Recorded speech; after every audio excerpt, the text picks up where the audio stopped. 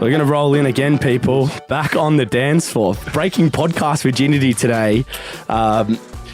A wonderful, wonderul, talented fighter, and by the look of it, an even better bloke, Kris Terzievski, mate. Thank you for coming on the show. He's nailed the intro, bro. Thanks so much, mate. bro. I've heard that many people interview you and just butcher your last name, so I was like, I've got to get this right. Yeah, it's horrible, man. I've copped it all. Terzievski, Yeah, the Australian media. When you're the champ now, you got to nail it. Yeah, that's right. Man, how's the last few weeks been for you, bro? Yeah, it's been sick, man. It's been sick. It's been pretty chaotic a little bit, but it's been mad, bro. I've been riding this mad buzz, and I think it's starting to settle down now. We were just talking before about the fights happening on the weekend. Yeah, fuck. So yeah, you saw yesterday's news pretty quick. Yeah, but I know, right? I need another scrap ASAP. Yeah, are you looking already? Are you planning, or like what's the go? We've had a few offers like get thrown at us and stuff, which has been mad. Yeah, they got there's another big fight coming up. I think on the 15th, Justice Honey. Oh, that hasn't happened yet, has it? No, he's fighting this guy Joe Goodall. So Justice Honey's got to get past this guy, but got a couple of offers to fight him and that, which is pretty mad. Is anyone holding a title there? Is that? They're actually fighting for some regional titles, bro. Regional titles. He vacated the Aussie strap that I just fought for, and I think it's a WBA and an IBF regional title. So that'll get him ranked, I think, top 15 in the world. So far out. So that's a big fight for you then. Yeah, bro. It's going to be massive. Would that be seen as like a more important fight than like the Gallen fight in the sense of like rankings and probably boxing purist kind of format? 100%. I think it'll boost me. Every fight now is sort of looking as a progression type of thing, you know what I mean? But Gal's one was more, the way I saw it was like an opportunity to sort of introduce myself to Australia and Aussie boxing and that, or more like the people outside of that.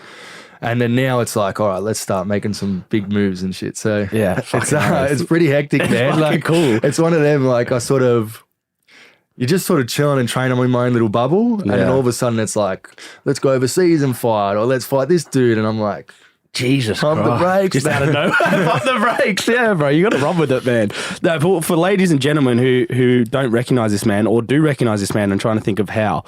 He's the man that just beat Paul Gallen in a massive fight, which was in Newcastle. And obviously, what was probably the most fascinating thing outside of the fight was the media coverage around it, which for you, even though you are like the superior boxer with the record and you're actually a purist boxer, like a professional boxer, whereas Gallen's obviously, he's a pro boxer, but he's come from the rugby league background. Yeah.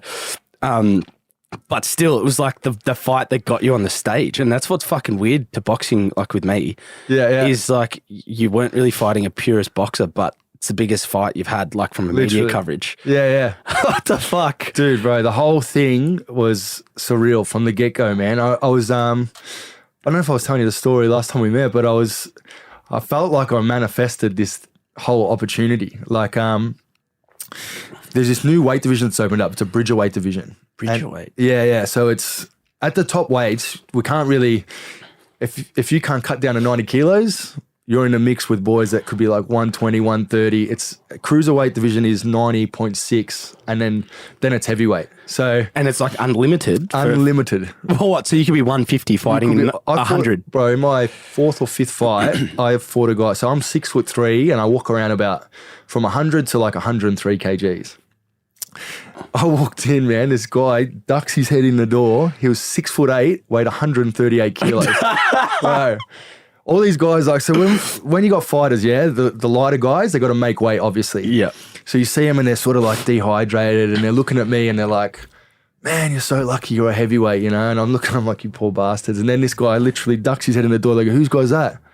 I was like, that's my guy. And they're like, you can keep heavyweight, bro. You know what I mean? Oh, my God. Yeah, man. So it's like an open weight division where I thought at a bridgerweight, I literally walk around at the top of that weight division. So when it opened up for me, I think humans are just getting bigger and bigger. I don't know what it is. Yeah, fuck, man. I feel for you there. So yeah, bro, I was like, I can slot into this. And then I looked at Paul Gallen and he sort of fights around the same weight.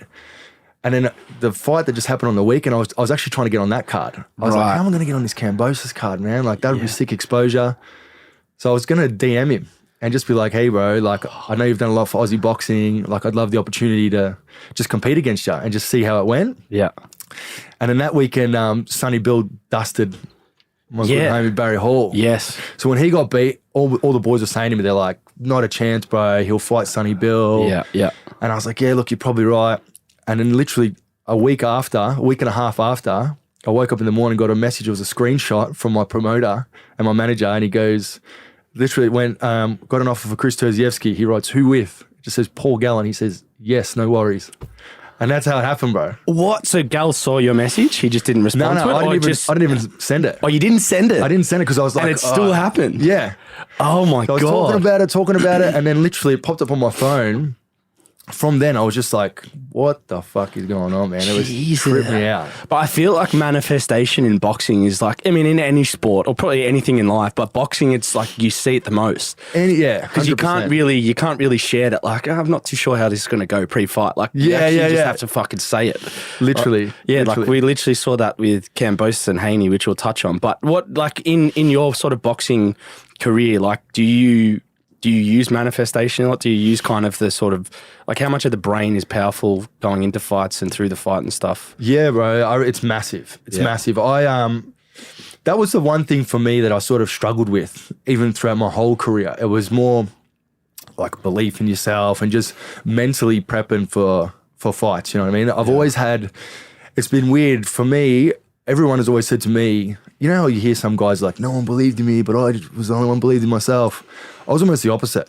Really? Everyone's telling me, man, you're a freak. You should be doing this. You should be doing that. I'm like, let's just kick back there. Like, really? I sort of always liked just being one of the boys. Like, never really wanted to like jump out and have the attention on me type of thing. Yeah. So I was always just like trying to fly under the radar a little bit. You know what I mean? Like, I love the sport, but anytime I got too full on, I was like, oh, I'll just kick back a little bit. You know what I mean? Really? Okay. So for me to sort of step into myself and sort of really try and achieve greatness to to some degree. That was more my issue. So it was, for me, it was a lot of finding that's why I love boxing so much, man. Because for me, it was almost like a self-discovery tool.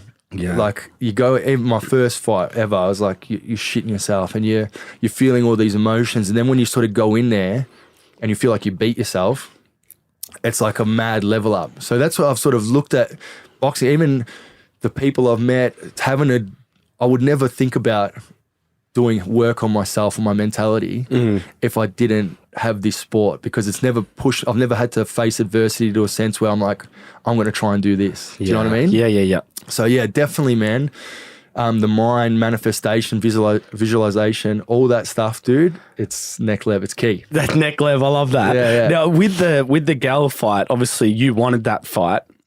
How did you kind of cope with, even though you probably knew going into the fight you were the better boxer, and I think he even said he's by far the better boxer. Yeah. He's just like, I'm tough, you know, good luck trying to knock me down type thing. Yeah. How did you go through like the pre-fight or the build-up? Because you're on Fox Sports News on a fucking daily basis. It was like literally like these mini sort of podcasts, like banters going on, these sort of press conferences, one-on-one.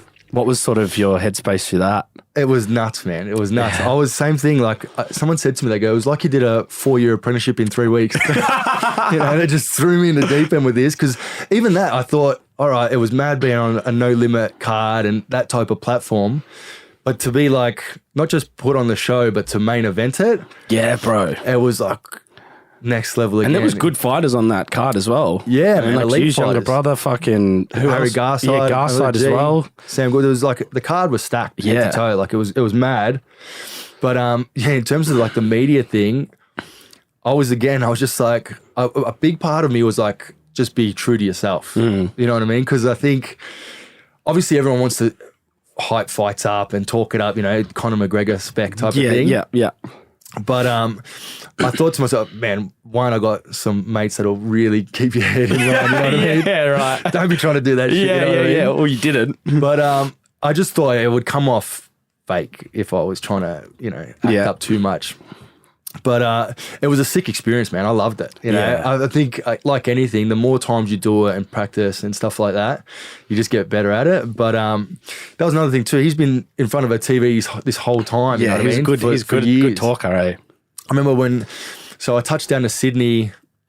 It was a week before. We did this Fox Sports face-off thing. Yeah, I remember it. And I didn't want to do it, man. Did you? Nah, man, because I was getting used to like phone interviews and stuff like that. I was like, I'm acing these. Because there was one, just before you go on, there was one of the things he really hammered you for was like you missed some media day or something, and he started using that as like you soft. Yeah, man. Or some shit like that. He hung on to that thing for dear life, for bro. fucking ages. So that was like in that press conference, he was like, he's going, surprised you showed up type thing. Yeah, exactly, man. But no, it was one of them. Like I was phone interviews and different stuff from reporters. I was like, oh, this is mad, you know. And then I knew it was going to be like this shit talking thing. Yeah. And everyone's like, just treat it like you're with the boys, man. A bit of banter. I was like, I don't talk shit to the boys because they'll wreck me. I just kick them back. Yeah. But that sort of got a bit twisted because I got a call from a No Limit guy saying they wanted to come to Melbourne to promote it more. I think they want to come back in September to do a show. And they're like, everyone knows Gal in Queensland and New South Wales. So we'll get him down maybe, because I said I went for Collingwood. We'll bring him down to the Collingwood Footy Club. I'm like, sweet, man. Fuck yeah. And then 2 days before or 3 days before, they were like, oh, change of plans, man. You're going to come up to Sydney and do it. And I was like, bro, this is the biggest fight of my life. Like, I got sparring scheduled, all this stuff. Yeah. You can't be doing that to me, man. Right. And I thought, in my mind, I was like, this is almost like, is this a plot? A tactic. Yeah, to sort of get me out I of would my- think that way too. Yeah, because it's a bit of the whole thing. It's like gamesmanship, mental warfare is going on. Yeah, this And is what I mean. With the being the B side, I was like, are they just using me up type of thing? But so yeah, I had training that morning scheduled, and then it was like an in and out job. They flew us up for the face off thing and then flew me back down. But he did like a little media thing right at the start of the day, and that kicked it off. Yeah, that kicked it off, bro, because he's like, this guy's... But this is the best part about this face-to-face kind of one-on-one you guys did on Fox Sports, was he was kind of trying to like just pick you apart a little bit. And Yeah. you're just there. You were literally like a boy, like one of the boys just hanging with the boys, like, yeah, like he's a good fighter, man. Like, just happy to be here. Like, type Literally. thing. And everyone's like, he's like, fuck. Eventually he's like, yeah, look, he seems like a good bloke. Yeah, he's too bloody nice, he says. He's too He goes, bloody "It's hard nice. to talk shit to you, man." Yeah. Which I think actually fucked with him a little bit, because I think he needed something else. Yeah, man. I You took know? that as like a little moral victory walking Yeah, away from that. 100%. And I think it caught him off guard from being more reserved and just sort of chilled and respectful. As you sort of build through the fight week, it's like, for me at least, I've got to sort of get myself in a mental state to compete like that. You know what I mean? I think I've learned from one of my losses where I was just like, I'm naturally a happy-go-lucky dude, man. Like, I'm pretty chill, you know. And then I thought, when I started that one fight that I lost, I was just mentally, it was almost like I was at like a sparring match. Like, oh yeah, sweet, man, you know, good Right. spar, this and that. Whereas now I realize like you got to bring a certain level of intensity to sort of fight. Okay. And I think from him seeing me just chilling and being respectful, I'll shake your hand, you know. Even like we did a stare down at that face off. I was like, got some baby blues, Paul. And he's just like, what do I say to this guy, man? You know what I mean? So just chilling, man. And then obviously as I got closer to the fight, that intensity picks up, and then I think he could feel it as well, like, oh shit. So you flicked a switch kind of. Yeah, and I felt like towards the end, I was almost like faking it to get there, you know, like just trying to work my way through, navigate media stuff. And then by the end of it, I felt like he was almost trying to tell himself something, you know what I mean? So it's... Bro, that's just Flipped the what's script. crazy. Yeah, but so when you flicked the switch, like what was it within you that you flicked? Is it just like you become more serious, or the way you were communicating with him, or your own sort of, you know, when you're by yourself? Yeah, I think it's more when I'm by myself. It's just my demeanor, like meditating and stuff like that. I'm trying to visualize like some bad shit, like, you know, like I'm just, like I said, I'm chilling. But for me, like even the missus will be like hugging me, and I'm like, you need to stop hugging me right now. Oh, you know? really? Like, Yeah, so yeah. you shut down like even personal a little bit? I think I'd be the same, bro. Bro, how's it? I got the worst one, man. Not this fight, but it was 2 fights ago. We were just coming out of lockdown, and oh man, I was primed, like missing out 2 years in a pandemic, not being able to compete. It was like a bad stretch, and I was like, my first fight back, and I started. This is where I really tried to really practice this sort of get in that frame of mind. Yeah. My missus wanted a dog real bad, and I was like, oh, we'll get this dog, whatever. Oh, no. The day of the fight, the cutest little groodle gets dropped off at my house, man. And I was like, Oh, no. I was like, how good is it, man? I was like, get this dog away from me, man. I'm trying to be staunch. I can't have this little cute puppy running up to me. No and that. way. So I gave this dog the cold shoulder for a good 7-8 hours. And then when I got back, I was like, this is the man. It's my little buddy and shit. Fuck me, bro. But yeah, man, you got to for me, it's that mental state of just like that kill or be killed type mentality. You know what I mean? Yeah. So I really try and reiterate that type of stuff to myself when I'm going in to compete. Like, yeah, just leave it all out there and actually try and hurt them, as opposed to, I've always looked at boxing for me as like, people say it's not a game. I try and sort of look at it like a game, like this is a chess match for me and my skills versus his skills. I love the puzzle of trying to work someone out, their strengths and weaknesses, how I can work around it or beat it. That's more what drew me to the sport of boxing. But now I realize it's mad to have that, but you got to also have a little bit of element of that killer, you know what I mean? Yeah. Kill or be killed type. Yeah. So, but how much, like, what type of, you probably can say it now, but like when you were looking at Gal, like, were you watching previous fights? What were you kind of looking to try and find that maybe you did to like input into your strategy? Or was it more like you just worried about yourself going into it? Yeah, a lot of it was worried about myself. Like I said, just getting, just perfecting things that I know I do well. But a little bit of it was, he's got a pretty straightforward style. Like, there's not much to sort of... He's like a fridge, bro. Yeah, straight up. He's a fridge with legs. But, you know, I looked at his attributes. He was tough. Obviously, he's got a mad engine. And I thought he would be a lot stronger as well, just from his rugby background. But I knew he just sort of comes forward. So I just had to deal with, in preparations, like sparring guys that literally their instruction was just take his head off. Just come forward and try and take his head off, you know? Fucking hell. So yeah, bro, I got chucked in. A stressful fucking camp. It was, bro, straight up. There was 3 guys, man. I had 3 guys at one stage. There's a gym in Tarneet, good guys. But yeah, there's 3 of them. They're like, oh, we're just going to get fresh guys coming in every 2 rounds, just try and take your head off. I was like, sweet, man. Oh my God. That works well. You can't give me a paycheck big enough to cop that. Literally. That's not even for the actual main event. That's fucking going into the fight. And sparring's trippy, eh? Like, that was the instruction. I literally try and take my head off after. We're like, man, thanks so much for doing that for me. You know what I mean? Love you, bro. Can we get a pic? Like, what? Legit.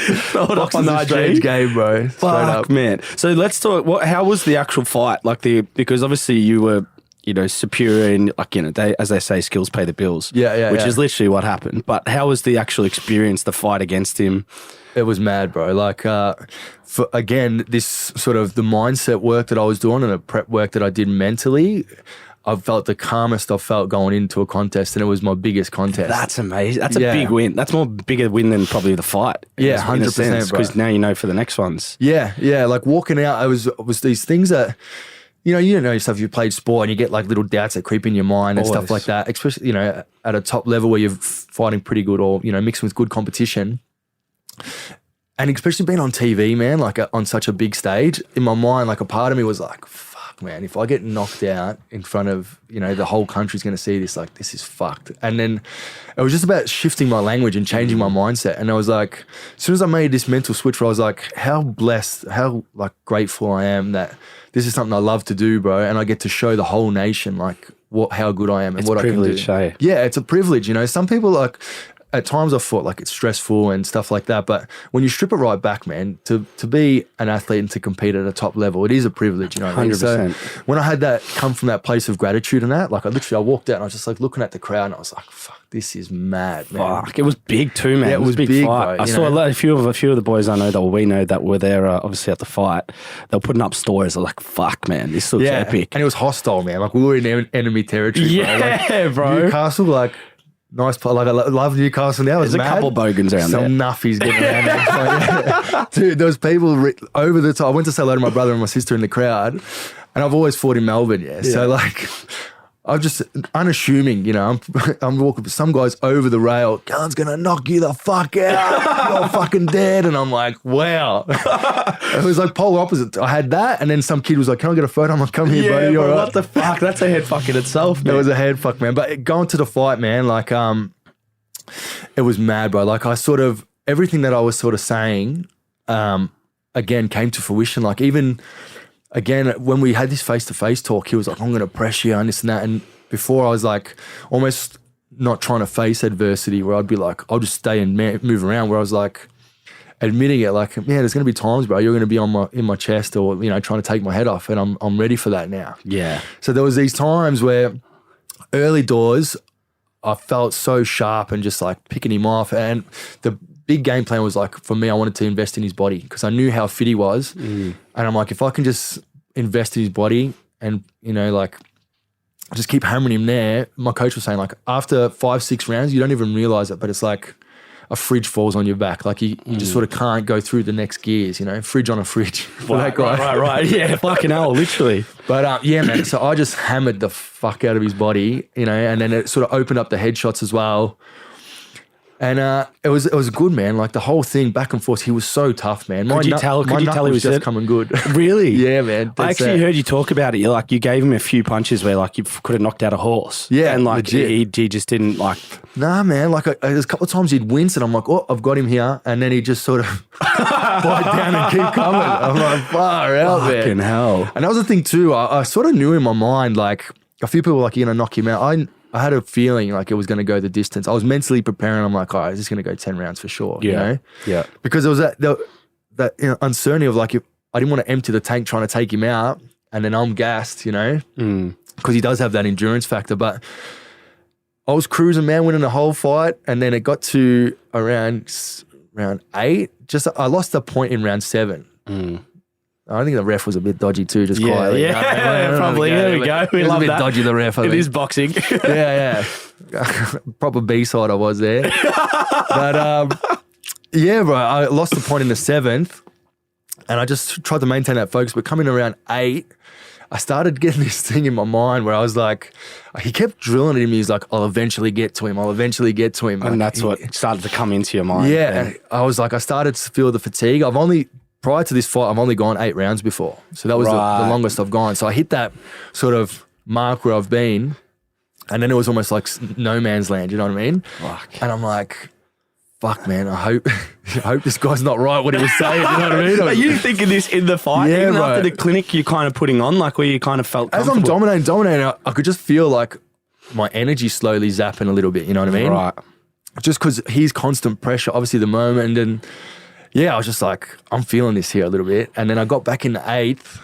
I actually told his corner to fuck up in the 8th round. Did you? Every time I'm looking, again, this is the thing I've learned through time, like you got to keep a game face the whole time. So there's a guy just like standing there looking at me like, he's tired. And I'm just trying to like, from being like this, I'm like, oh, poker face. No, I'm sweet as, you know, you're trying to play the game. Yeah. Every time I get up, I'm bouncing my toes like, I'm sweet. I got all day. That makes a difference, doesn't it? Makes a difference, man. Yeah. But this guy was like pointing at me. He's like, he's tired. And I was just like, fuck you. Like, I'm sweet, bro. I love that. Yeah. So there's a bit of gamesmanship going back and forth. And then in the 9th round, I was dominating the first half of the 9th. I'm like, bro, easy work. Yeah. For unknown territory, this is mad. And then the fridge fell on my back. Oh, no. I was like, man, I was gassing hard, man. I felt like just exhaustion. And it was, I think the body shots or the investments that I did, he couldn't really push. But I remember leaning on him at one point in the 9th round and he just uppercutted me and my head just like bounced like this. Oh, no. But it was not like he could feel, I couldn't feel so much. Yeah. Everyone was getting so worried. Like, you know, it looked like I was gone. It wasn't like I was getting hurt from any shots. It was more just the fatigue, man. Yeah. And then I hit a point where I was like, I'm never giving up right now, you know what I mean? But there was for about a second, I thought to myself, I'm like, can this guy just put one on my fucking chin and just put me out, bro? Because I'm so wrecked, That's man. amazing how the brain works, hey? Like, amazing, bro. Because if you think about, and I'm sure you would have sparred so many more times, like beyond 8 rounds of time. Yeah. But it's almost like because you haven't fought that length, purely because you win too quickly or whatever, or the fights don't go that distance, it's like the body tries to trick you. Exactly. Because you haven't experienced it in like that. It's like the mind. It's like we've got a built-in safety switch. Like this is going to be full on, and we'll try and save you. 100%. But then it was, again, it's as soon as you can tell that voice to shut the fuck up. Yeah. It just gets out of your way. And then it going into the 9th round, for me being absolutely exhausted, going into the 10th, my coach was dropping the Rocky one-line speeches of all speeches. But I love this that. is 3 minutes of your life. You gotta go. And then, man, I just found another gear. And my coach essentially said, like, just be like a bull and matador. Like if you use your legs, he cannot touch you. Right. And because I reckon I banked up all the rounds prior, his only chance was for me to stand there and have a toe-to-toe. Yeah. So just get on your bike, dance around, and you've got him. How hard was that to do? Like, because in theory that sounds easy, but it'll been 30 minutes by that time you've been fighting for. That's what I mean, man. It's like when I made that switch in my mind, I was like, I'm just going to bounce right now. Right. And then I was surprised. I looked at the time and I was like, a minute 30 to go. And I was just like bouncing, bro. And I was like, felt good. I was just feeling myself, man. And I looked up 15 seconds. I started being like, yo, I'm running here. You know what I mean? That's and mad. I could just see Gal's face getting redder and redder and redder. He's like, I wanted to kill you. Yeah, I just can't come back. literally, bro, literally. So yeah, man. And that was the end of the fight. And then I think it just hit me. And then I was proper wrecked. Yeah, you know what I mean? yeah. Because I saw there's and this is why I love the way you go about the sport, and even Gal to an extent. But you guys are just chilling on a couch next to each other at the end of the fight. Yeah, after like literally trying to smash each other's faces in. So how did that happen? Did you go into his rooms? Did he come into yours? Or I went into his room, bro. So after the fight, I was literally exhausted. Like I emptied the tank.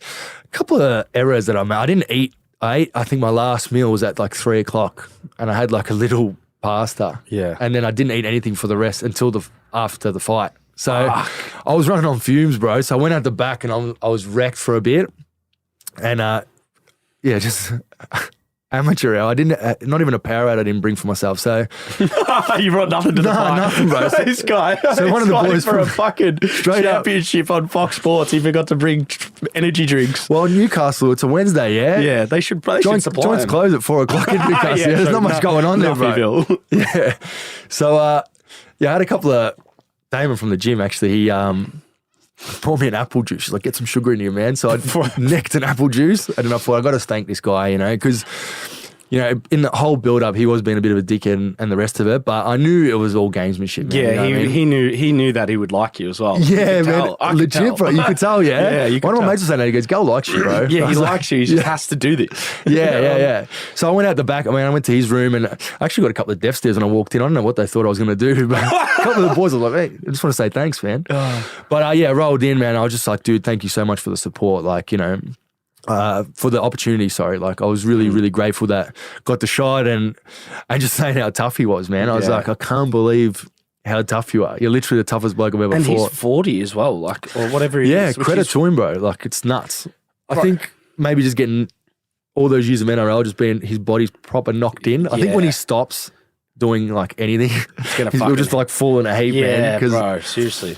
It was pretty remarkable. Like even like the guy Justice Horny that fought him before me, man, like I saw the punishment that he took. And that's why I knew I was like, this is going to be a long night, what I mean?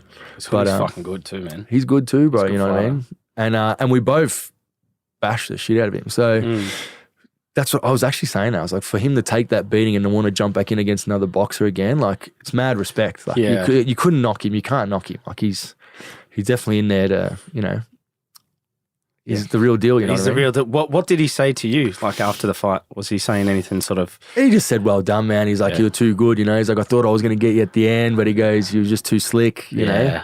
And it was mad, I mean, he just like you got to practice that media stuff, bro. I was like, you got to help me out a bit. Yeah, it's true though, because I think, do you reckon? I don't know, maybe because boxing to me seems a bit political in that sense of like. There's a huge part of it that is your performance gets you to where you are, but also like your mouth and how you move and stuff can actually impact, 100%. getting you fights. It's one of them, bro. I think it's weird, like to an extent you're right, you know what I mean? But I think there's a lot of like these Eastern Europeans that are jumping on the scene. They can't even speak English. True. And people froth them, you know what I mean? So I think there's got to be an element of it. But at the same time, like again, if you're forcing it, especially Aussie public, man, they're ruthless, bro. They'll see through it and they'll just be, like I was getting sprayed. I've never had. I suppose it's a good thing. I've never had haters. Yeah. But I had a few haters after this, man. Everyone's like, you're doing it right, man, if you got some haters. But I think so too. Yeah. I think if you're not getting hated, then fuck, what are you doing? Legit, bro. It's the same with this podcast, bro. Until I started getting hate, I was like, maybe we're starting to do something right, bro. Like, because everyone was being so nice for so long. I'm like, no one's telling me what I should be doing better. Yeah. People just started hammering me on a couple, and I'm like, fuck, all right, that's mad. I'm doing all right now. Yeah, now I feel like, because if you're doing something, not everyone's going to like it, Yeah, exactly, man, exactly. Yeah. So just speaking of like Aussie public, because I think we like, this is why we love like Federer and Nadal, because they come in like prim and proper, and we fucking turn on like Kyrgios, who I personally love, because this guy just says whatever the fuck he wants, which when you've been in like our shoes, or your shoes particularly, where you're at like the top level, you kind of understand how hard it is to be that way. Yeah, like, even 100%. If it is your natural personality, because you know instantly no one's going to like it. Yeah. So to be it, like, you got to be ultra confident, or you just got to not give a fuck, essentially. But this, like, segueing into Kambosos and Haney. Yeah. Because Kambosos' style in press conferences is to fucking come at you, ruthless, bro. Like, ruthless, bro. He'll say anything, you know. Straight up. Like, he was calling Haney a rat for, like... I know, bro. Which was pretty bad. Like, I think that's pretty, like... It's bad, forbidden in boxing, from what I've been told by, like, a lot of purists. Like, a lot of people turned on him, even though they love him as a fighter. Like, you just don't say that shit. And it wasn't even, like, all he was saying was, like... Lopez doesn't do this or doesn't do that. Messaged him, told me he was out on a night. Like, cool rat. You can't be saying that, that's man. Not that bad, bro. Yeah. But, and then, it's funny because Haney said, Haney's like, I'm a rat. He's like, bro, you trained with Pacquiao's camp when he was fighting Jeff Horn. Yeah. It's like, that's against your own countrymen as well. That's a mic drop right there. Yeah, and I was like, fuck yeah, he's got him there. But what do you make of like Kambosos through that period? Because obviously he didn't make weight. He was pretty fiery. He lost the fight in the end, but... Yeah, bro, I don't know. There's a couple of strange ones there because his whole sort of career, he has been a consummate professional, you know what I mean? And I suppose he's always talked it up. That's sort of been his style the whole way through, man. But I don't know whether he thought just because it was here, where he thought he had to do a little bit extra, whether, you know, missed some weight, and that was a massive tell for me where I was like, shit, bro. Yeah, can you explain from the boxing perspective for people? Because I don't think I fully understand maybe how big of a win that was for Haney, but like for naturally everyone else, when he comes back, he's like, I just took a piss and I made weight. Everyone's it doesn't really matter. But for you, in your eyes, what does that actually mean when you see that?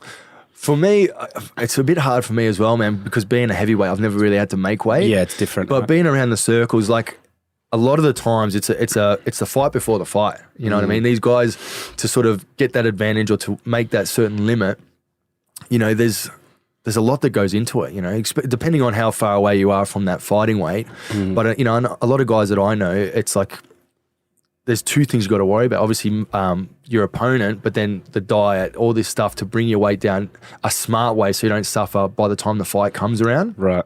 So when you jump on those scales, you know whether you've done the work or not, you know what I mean? Or you know whether you've got there and how good you've done. And then you see Haney jump on, man, absolutely fucking shredded, disgusting, bro. Like, it's like a pimp or something. Shredding that cheese on that, you know what I mean? Yeah, legit. He looked like a beast, you know. And then when he came out and then he saw that, and he would have taken such a confidence boost from it. Just for and like, he did come back and make it, but undisputed title, man. Bro, you know, in his home country. In his home country. I saw footage of Haney, like, I think Damian Lillard, the NBA player, came over because they're both from Oakland. Yeah. And he came into his thing and he was just like shaking his hands. He's like, I can't believe he didn't make weight. Because this was in that 2-hour period where... Yeah. And he was like, Haney's like, man, in his own country. Yeah. And I was like, fuck, they're taking something from that. They're taking heaps from it, bro. And then, even though he made it and whatnot, again, I just feel like sometimes, and this is the flip side of talking mad shit, you know what I mean? Yeah. And you got to have those big shoulders to, now, from all the shit that he talked, he'll be copping it so hard, man, you know what I mean? So it's on him to sort of bounce back, and ultimately, you know, it doesn't mean anything. You know, he's the one, that's what he said. I think you heard him say it after the fight. I'm the man in the arena, you know, I'm the man who's getting in there. So, true. You know, good on him, bro. He's razzing up the sport and he's talking it up, but when you do talk that much shit and then you get beat how you get beat, yeah, bro. In fairness to him, like, because I absolutely love him, because I think what people don't really realise is, like, fuck, his last 10 fights prior to this, he's fought all on enemy territory and stuff, bro. Like, and been this way. He's a road warrior. Yeah, he's a road warrior. So, like, he's done it hard. So this is his first fight back home for ages on the biggest stage. But he also strikes me as a guy that won't like overly fuck him. Like, in the sense of, like, if people turn on him, he won't let it affect him. No. He just got beaten by maybe a better boxer. That's that's literally what it was in my eyes. And I think as well, man, like, he's got that, it is almost like that Conor McGregor confidence where you see him to a point like, dude, he's lost 4 of his last 5 and he still thinks he's the shit. Yeah. You know what I mean? Yeah. I think for Kambosos, I love him too, man. I reckon he's a G, you know? So his mindset, I think that's his strongest tool. Yeah. You know what I mean? So it's just about now, for me, it's going to be hard to see how he structures a game plan to beat that, because Haney just stuck behind the basics, bro. His jab was lightning, Yeah, bro. can you explain the game plan of Haney? Because for a lot of people, they say it's a boring fight. For people like you, you'll be like, it was genius. Yeah. Do you know what I mean? 1,000,000%, man. Like, I think the way there's a lot of sort of rules that my coach has written down, like say 4 pillars, yeah? And the first one is a managed distance. Right. So he managed that with his lead hand, with his jab and his feet. Yeah. So Kambosos just trying to get in the whole time, just kept him at that range, you know what I mean? Managed distance, strike strategically. Like he knew, bro, when he went to one side, he'd take out Kambosos' right hand. When he moved to the other, it was like his boxing IQ was next level, you know? Controlling the chaos. You see when Kambosos goes in for those flurries, he just stepped in and smothered. And then surviving efficiently, he just knew how to wear the clock out. Like he did all these things, bro. And it's like these are subtle nuances that, like you said, if you weren't sort of looking for it, you wouldn't pick up on it. Correct. But I hate when people say that, like, oh, it's boring. Well, he's doing what he's doing. It's on Kambosos now to make a fight of it, you know? He should have been trying to feint a bit more and sit on his chest. Yeah. So it takes 2 to tango. People say, like, even in the last round of my fight with Gallen, you know what I mean? Like, oh, you ran the whole time. It's like, man, I'm up on points by a mile. Yeah, it's his job to hit. He's got to get to me. You can only lose in that round, right? Exactly, bro. So I think that's boxing smart, you know what I mean? And especially a fight of that magnitude, bro. Like I said, just his feet and his jab. He won the fight with his jab at such a world level. And I think... which is crazy, right? When you think about the scale of that fight. Because he's the youngest undisputed world champion since Mike Tyson. Think about that too, man. Like, since Mike Tyson. The level of maturity at 23 years old to go in a 40,000 packed arena. Crazy, bro. Dude, man. Crazy. Because I think that's maybe his 27th or his 28th fight. So he's had like 7 or 8 more fights than Kambosos, who's obviously a lot older because he's fought fucking heaps. He's been, I think he went pro at like 16 or 17. Yeah. I think he was fighting like, Mexico. Just to get his first couple of fights. Crazy. Because why I've actually watched Devin Haney a lot because I was like, fuck, I saw one of his fights and I was like, bro, this guy's undefeated. Yeah. He walked out with the Gucci. And then I just started like looking at him like, who is this guy? And then I learned so much about him, bro. He was at the Mayweather boxing gym from like 10 years old training there. And I think this comes back to the point of what you're saying where he fought smart. Was like a big thing out of their mantra is like, just don't take punishment. Yeah, not get hit. Don't take punishment. It's like the number one rule. Well, my coach says that to me all the time. He's like, any man that gets in the ring is tough. And that's a prerequisite for boxing. Man. You got to have a bit of toughness about it, you know. But he always says like, don't show me how tough you are, show me how smart you are. You know what I mean? Because he goes, tough guys get hurt real bad in fighting. Like, and there's life after boxing, bro. Like, it's, your sporting athletic career is a blink in your life. And especially, it might be good. We were just talking about, I fought 3.5 weeks ago and people, it's already like on to the next. You think about your career and you're this tough ass dude that had scraps and went to war with everyone. You're going to be forgotten about so quick.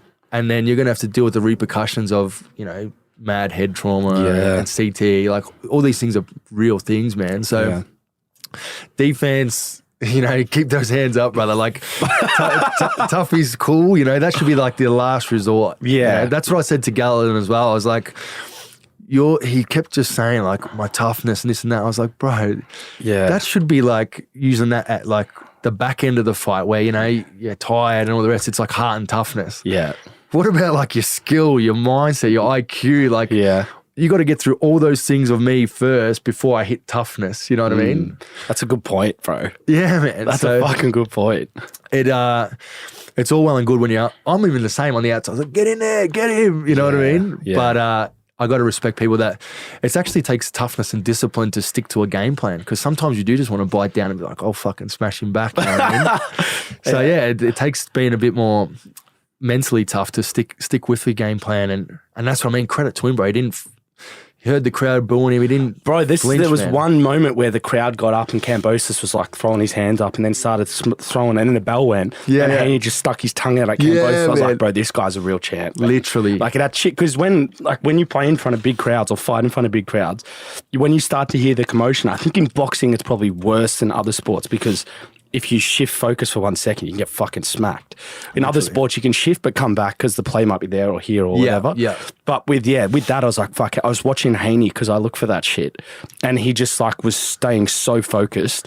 And I was like, fuck, I respect that because that's where you would have been like, fuck, this cunt's going to come now. Yeah, I've got to get on my guard. But he just stuck there and glued to the floor, jabbing. He was a G, man, the whole time. He was gun, bro. So what's what got you into boxing? We should actually talk about where you started because yeah, man. I don't know. It was a few things. I think I grew up in Craigieburn, man. So it was pretty rough area, bro. You know what I mean? So they had a youth centre open up just up the road from my house, right? And I stumbled in and I just wanted to suss it out. And I think, like I said, it was a mix of everything, man. I think a part of, like a little bit of me wanted just a little bit more confidence to defend myself. I was jamming Rocky movies, man. I loved the good Rocky story, bro. So, yeah, it was just one of them things. I used to love wrestling. Like WWE. Yeah, me too. Bro. Yeah. So, a part of me was always like jumping in the ring. I don't know. It was like something appealed to me about it.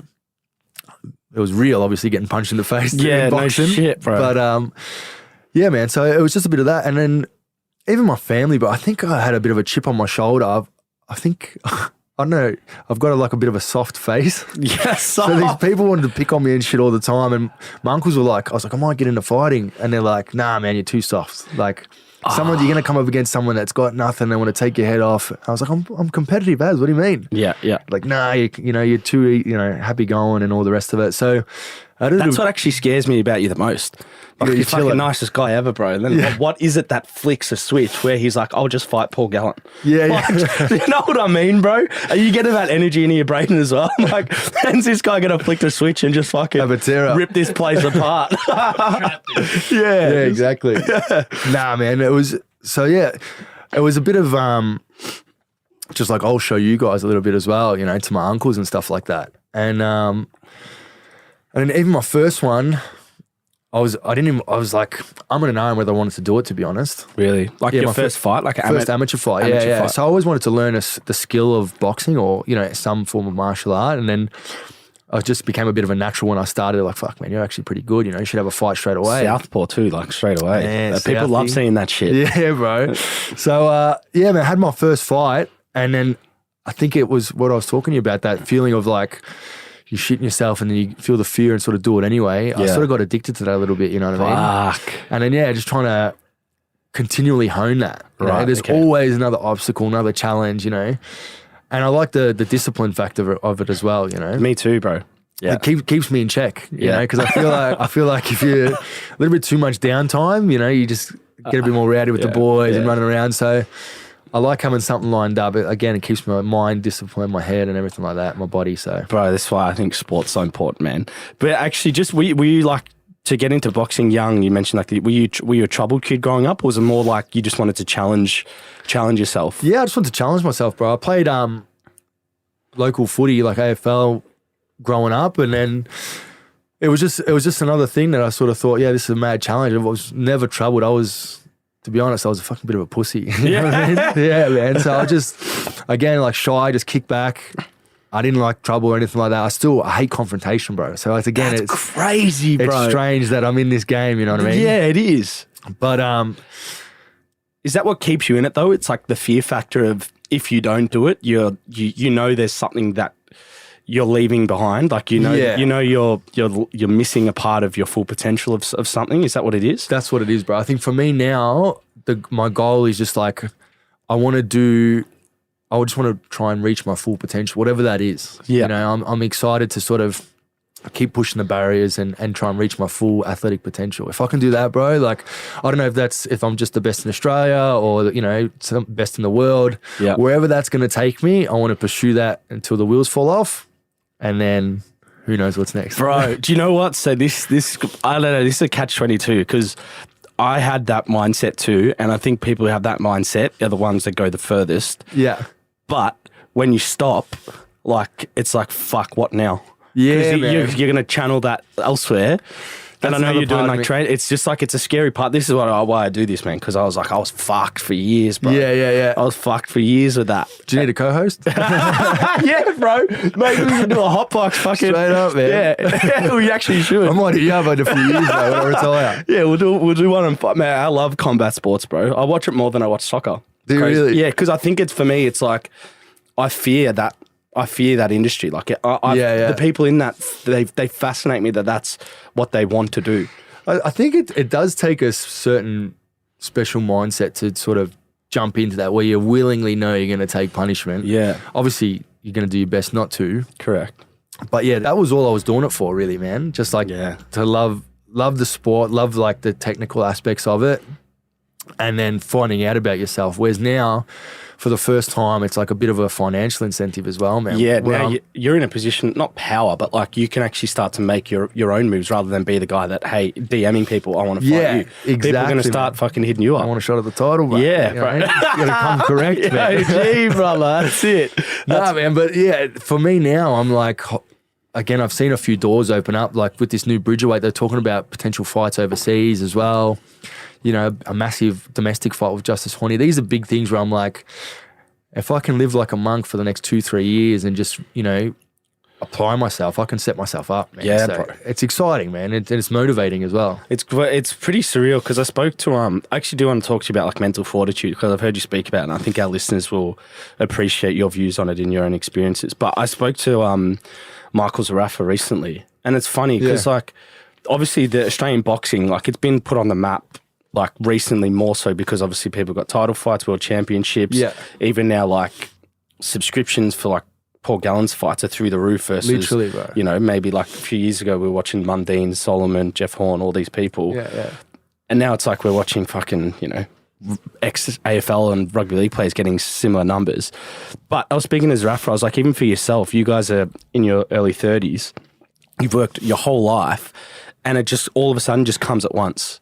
Yeah. Like almost 10 years of grit and pain, fighting at the pavilion, fighting different people, fighting maybe for less money, and then all of a sudden it just comes at once, and it's like, okay, now you got to capitalize. Yeah. Overnight success, 15 years in the making. Do you know what I mean? Yeah, Yeah. To people it's like, who's this guy? But it's like, you've been fucking throwing punches since you were 16. Been grinding hard. Yeah. I actually got Mike into boxing. Did you He really? came with me to that youth centre. No way. Yeah, straight up. Yeah. That's crazy because he's a northern Yeah, he northern was suburb best boy mates. too. He's best mates with my brother. No way. Yeah, man. So I was like, I'm going across to this youth centre. He's like, what is that? I'm like, come on, check it out. And then it kicked off from there, bro. Fuck, that youth centre must get. They must be fucking have some statues out the Literally, front, bro. We need to get it going. Yeah, that's unreal, bro. Hard. Yeah. So you're right, man. It's a grind and a half, bro. Like in that sense. But like I said, him and I have sort of had different. We had like a shift in our careers. I wanted to pursue Olympics. That was my thing. Where I was wanting to stay in the amateurs a little bit longer, and that was a goal of mine. Where he sort of, as soon as he turned 18, he's like, "Stuff this, I'm going pro." Yeah, you know, and he was just grinding from there, just man. knocking people out. Yeah, man. He was going hard from fucking there. Crazy. So, and he, you know, again, I've got a bit more of a happy-go-lucky setup where he's just been like, I want to be a world champion. And I think it comes with pros and cons. Like for him, he had to he has given up a lot and sacrificed a lot, even like excluded mates and shit like that. Very single-minded and driven for that one goal. Whereas I've been able to sort of, as much as I'm super competitive, driven and stuff like that, I can sort of separate myself from boxing. I think like both. Man, like what you were saying about what am I going to do after this? I think I'll know when it's time to. I don't think, no disrespect to someone like Sam Solomon, but like he should not be fighting anymore, man. You know what I mean? Like, I'm gonna say this like now. I had him on my podcast. I swear to God, bro. I had him on my podcast the week before. Not his last fight. It was the first time he fought this Jesse White guy. Yeah. I know what you're talking about. Yeah. Bro, I saw him 5 days later. He didn't recognize me. That's what I'm saying, man. I'm not saying that to take the piss. Like I was like, holy fuck. But we literally had an hour conversation, and then he looked at me, and I had to like reintroduce myself. Yeah, it's full. And I don't know if his head was on the fight or whatever. It was before the fight, but I was like, no, I don't think it was, man. bro, I genuinely. And then in the obviously discussion, and like he's one of the most incredible athletes and the way he trains and dedicates his life to it at that age. That's insane. It's insane. Like, I admire it. But then when he was like on the podcast slurring words and stuff, I was like, that's what I was talking about, bro. That's that trade-off, you know? Man. So for me, like, I feel like as much as I love this sport, I think I'll always have something to do with it. You know what I mean? Like, I want to give back, and I feel like I've got a good mind for the sport where I can help teach people and stuff like that. But if I was, I think one thing I learned from the pandemic as well, bro, because I thought even that was a lot of uncertainty. That was in like arguably like a peak period of your career too, Literally, right? yeah. This is my prime. 29, 30 when that happened. Yeah, right? so I was like, when that was all going down, I almost felt like I had to make peace with the fact, like, all right, man, if this is it, like, fuck. And I was sort of thinking about like the things that, what am I grateful for that I've got out of the sport, you know? And I was like, the lessons that it's taught me, the people that I've met, like, I feel like I'm winning. I've taken more, and it's rare. I've taken more from boxing already than it's taken from me. That's a good fucking perspective to have. Yeah, bro. So for me now, I've got in my mind, like, all that's left for me to do is collect some accolades. Yep. You know what I mean? Like the lessons and the people and all that sort of stuff, the experiences. Yeah. I feel like I'm soaking it up, but just get a couple more straps. Yeah. You know what I mean? A couple more big paydays, more baby. money bags, baby. And I'm Yeah. out, bro. Let's go. Fucking oath. Can we actually, so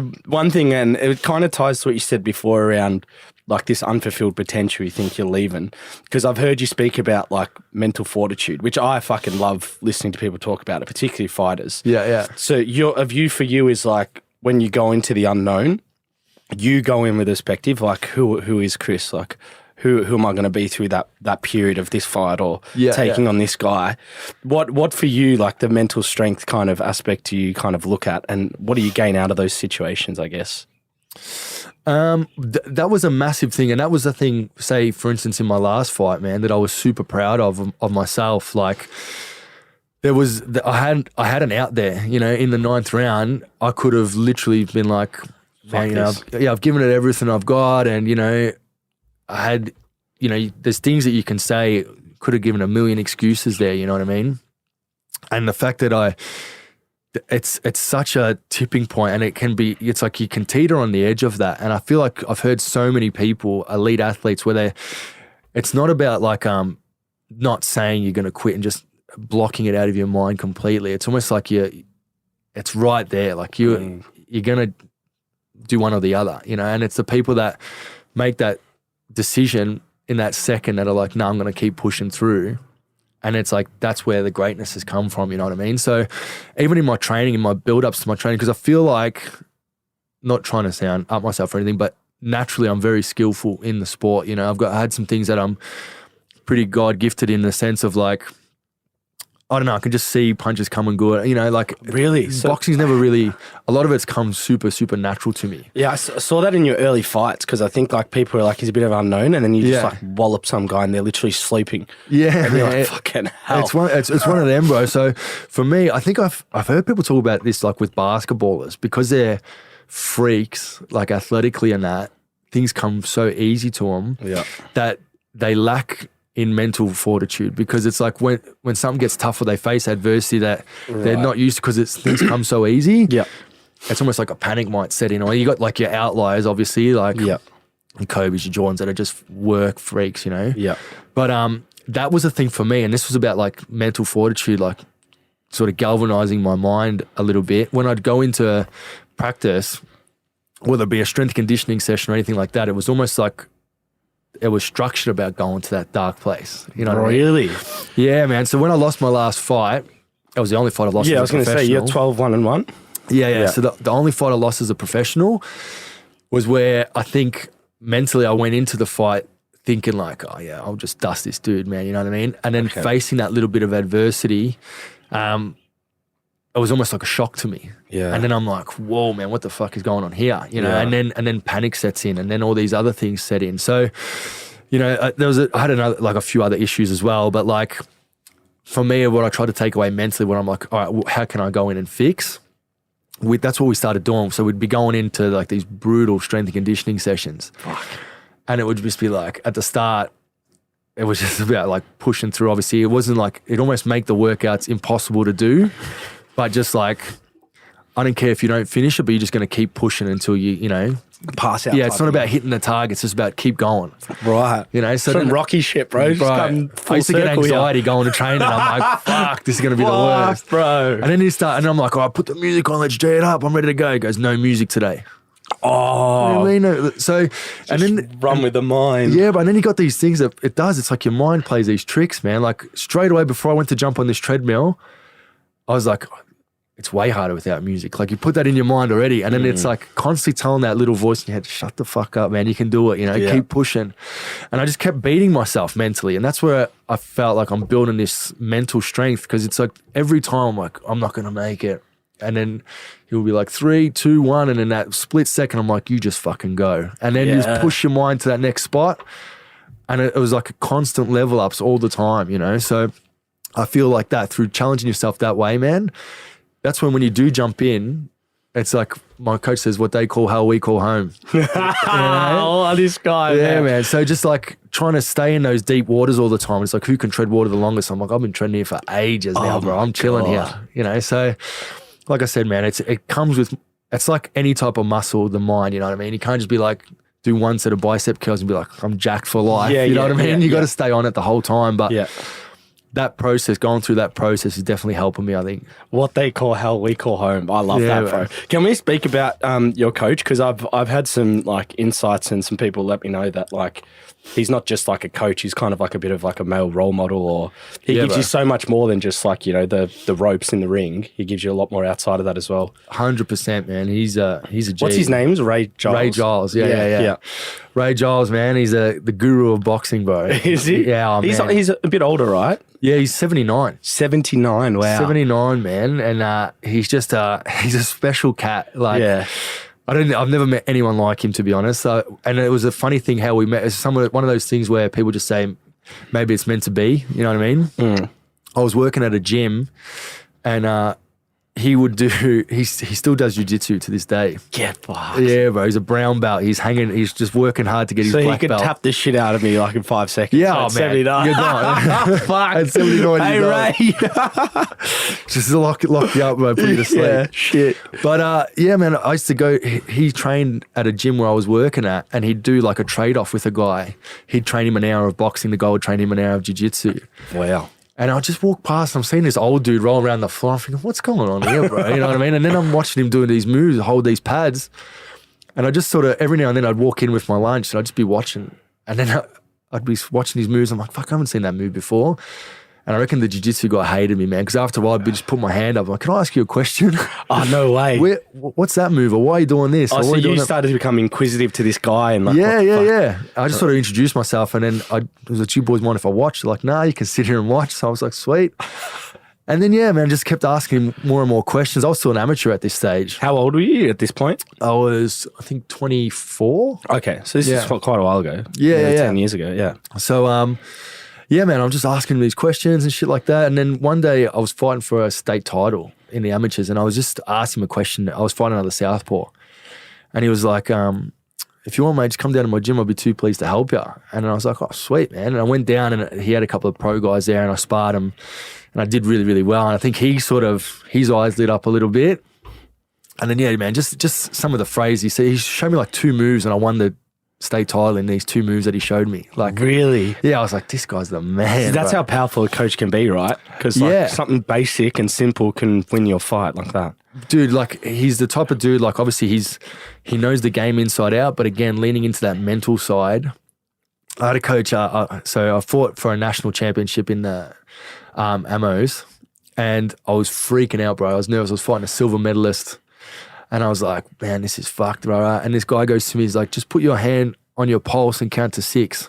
So I did that. And I'm like, I'm still freaking out, bro. Like that. I don't know what book he read that out of and said, use that as advice. What, another coach said that to you? Yeah, it was my coach at the time. Yeah, I'm like, that's supposed to help me right now, man, but I'm still shitting myself. What the fuck? That doesn't work, bro. Yeah, bro. And then I went, my first pro fight with Ray, again, I'm talking about like contrast.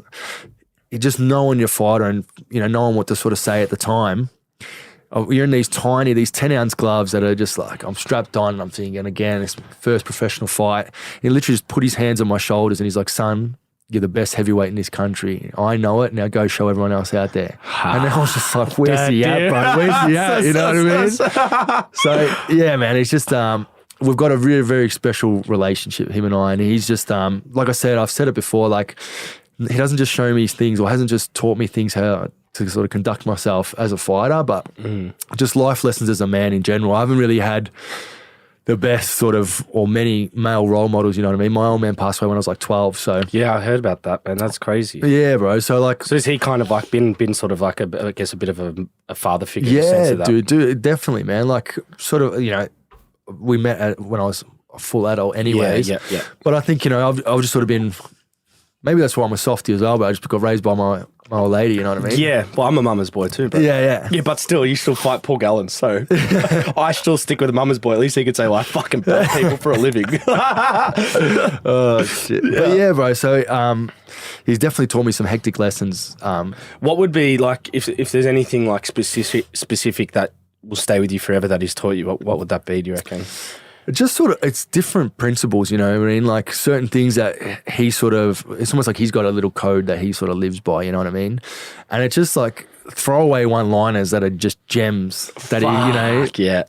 He'll be talking about something, you know, just about standing up for yourself, or if something's not quite right. This dude's, there's zero grey area as well, man. Like there's loads of grey area in my life. I'll let this guy off. I won't do that. Yeah. For him, it's like, what does he tell me? There's no right way to do something wrong or something like that. But yeah, just, you know, he always tell me, like, you know, you got to stand for something. If you don't stand for something, you'll fall for anything. Yeah. So certain things where if you feel like it's right, that, you know, and you should definitely stand up for that. And even just being loyal to people and honor and stuff like that. He talks a lot about, you know, just like honor. He's never once signed a contract with a fighter. You know, he did a lot of, he was a strength and conditioning coach for a lot of AFL clubs. Never so, like, or his word, that was his word, and that's what it was, you know what I mean? You didn't have to ever second guess anything like that. So certain things like that, man, how you carry yourself and shit, like, it just rubs off on you, you know what I mean? Yeah, I think one of the things, I actually saw him speak about you, and one of the things, so obviously he's a bit of an older guy.